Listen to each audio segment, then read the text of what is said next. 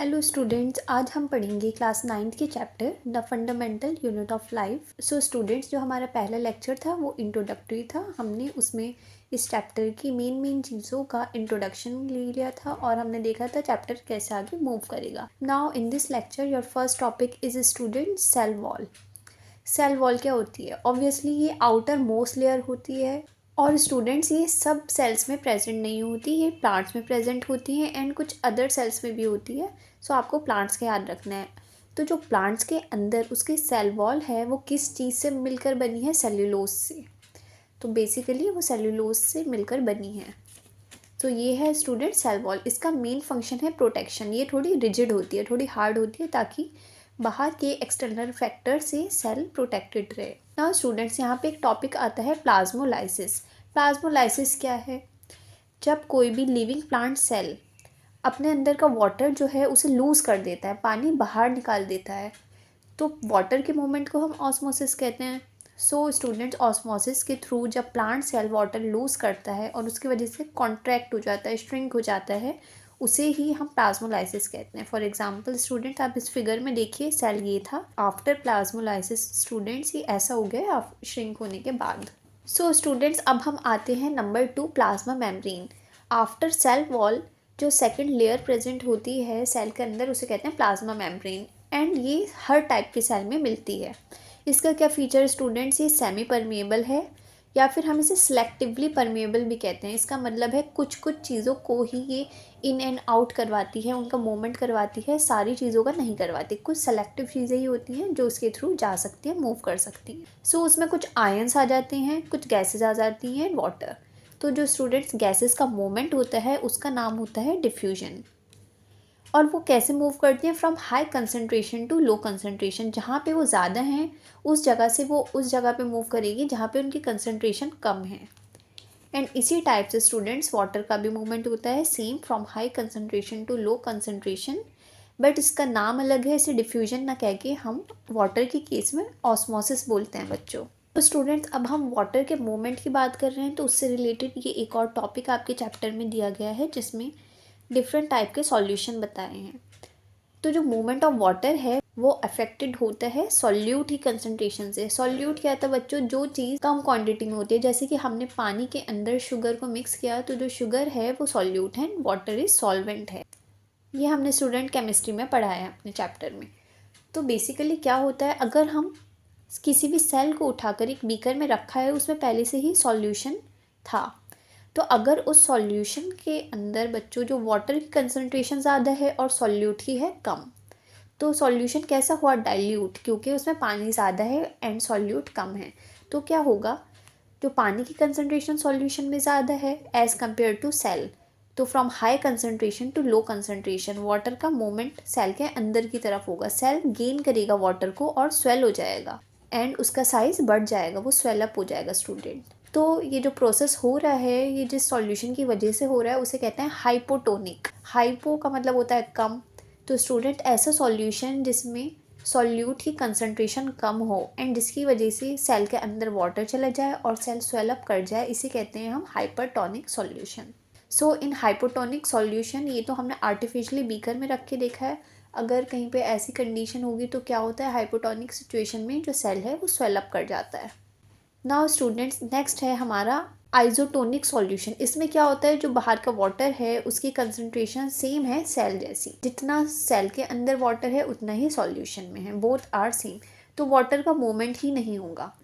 क्योंकि वाटर का मूवमेंट ही नहीं हुआ है, उसका ना साइज बढ़ेगा ना कम होगा। So it is in the case of isotonic solution. Iso means same. Here both the amount of solvent and solute are same in the solution as compared to cell.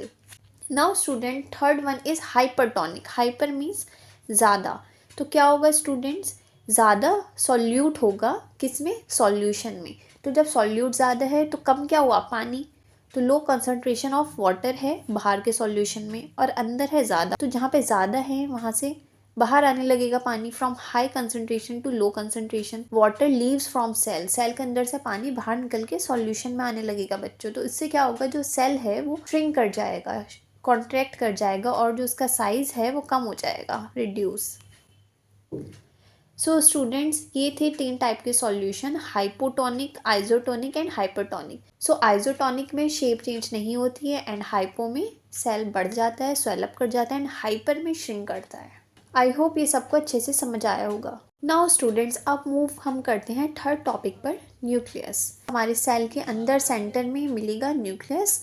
इसकी 2 लेयर्स होती हैं, double layering. लेकिन बच्चों layer मैंने आपको बोला था जो मेम्ब्रेन्स एंड लेयर्स होती हैं वो सिर्फ यूकैरियोट्स में ही होती हैं, प्रोकैरियोट्स में नहीं होती, ये एक्सेप्शन है। सो बेसिकली हम यूकैरियोट्स का पढ़ रहे हैं तो 2 लेयर होंगी, डबल कवरिंग होगी जिसे हम न्यूक्लियर मेम्ब्रेन कहते हैं। एंड इन 2 लेयर्स में से भी जो स्टूडेंट्स बाहर वाली लेयर होगी आउटर मेम्ब्रेन, उसमें कुछ पोर्स होते हैं ताकि कुछ सब्सटेंस का मूवमेंट इन एंड आउट हो सके। सो स्टूडेंट्स न्यूक्लियस के अंदर होता क्या है, इस पार्ट के अंदर ये जो सेंटर में है इसमें होते हैं स्टूडेंट्स क्रोमोजोम्स।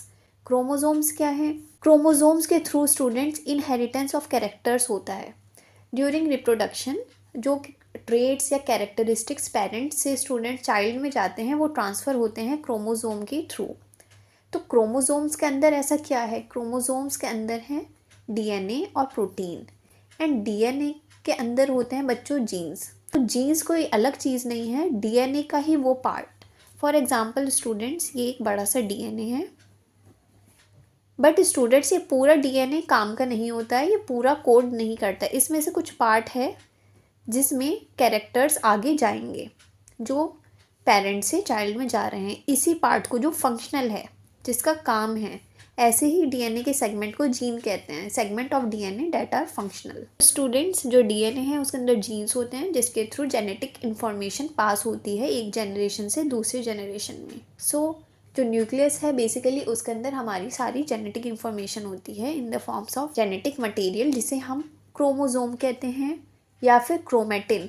क्योंकि बच्चों क्या होता है, जो क्रोमोजोम्स हैं वो हमें सिर्फ तभी दिखाई देते हैं, only visible when cell is dividing, जब सेल डिवाइड करने वाला होता है, एक सेल से 2 सेल बनने वाले होते हैं जब ही। बट और किसी भी टाइम अगर हम नोटिस करेंगे तो जो जेनेटिक मटेरियल है वो अनकंडेंस फॉर्म में रहता है, जो जेनेटिक मटेरियल है स्टूडेंट्स वो डिकंडेंस रहता है क्रोमेटिन के फॉर्म में। बट जैसे ही टाइम आता है डिवीज़न का वो कंडेंस होता है एंड क्रोमोजोम्स बन जाता है ताकि इजीली ट्रांसफ़र हो सके एक सेल से दूसरे सेल में।